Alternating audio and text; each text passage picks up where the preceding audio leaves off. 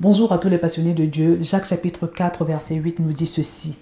Approchez-vous de Dieu et il s'approchera de vous. Nettoyez vos mains, pécheurs, purifiez vos cœurs, hommes irrésolus. Bien aimé, ce verset nous dit simplement que pour que nous puissions voir Dieu se manifester à nous, pour que nous puissions avoir une véritable relation avec lui, il suffit simplement de s'approcher de lui. Mais il nous précise, il nous donne des précisions.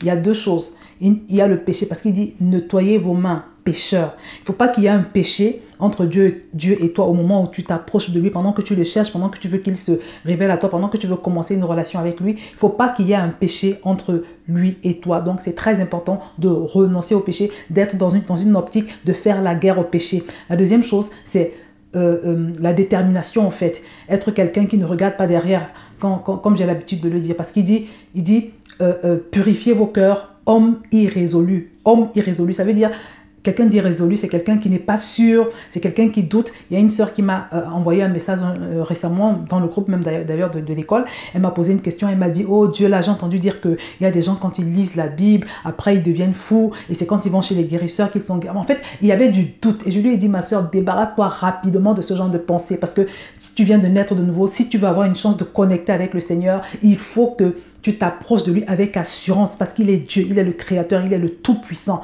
Donc, mes bien-aimés, je vous invite à renoncer à toute forme de doute et à toute forme de péché parce que beaucoup de gens cherchent Dieu dans un état de péché avec des choses parfois pas bien dans le cœur, dans les attitudes et aussi sans être vraiment sûr que Dieu est le pourvoyeur, sans être sûr que Dieu est la source, sans être sûr que Dieu ne peut pas décevoir. C'est très important que tu t'approches de Dieu avec vraiment, en étant conscient de qui il est. Je me rappelle qu'un jour, j'étais dans un supermarché et j'ai constaté à un moment donné que le vigile était en train de me suivre partout où j'allais. J'avais l'impression qu'il pensait que je voulais voler. Et vous voyez, je me suis retrouvée... Alors, j'étais un peu offensée là, vous voyez, parce que je me suis dit, mais il me prend pour qui celui-là?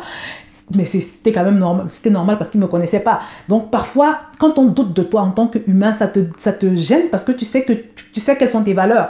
Donc imagine, tu doutes du Dieu saint, du Dieu parfait, du Dieu excellent, du Dieu de justice. Tu as des idées bizarres sur le Seigneur. Comme quoi, quand on lit sa Bible, il peut nous rendre fous ou je ne sais pas quoi.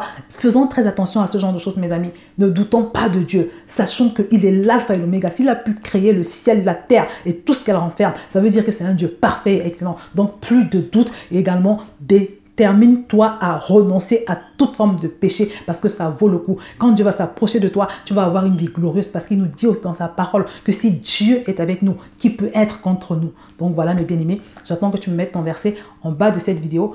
Que le Seigneur te bénisse.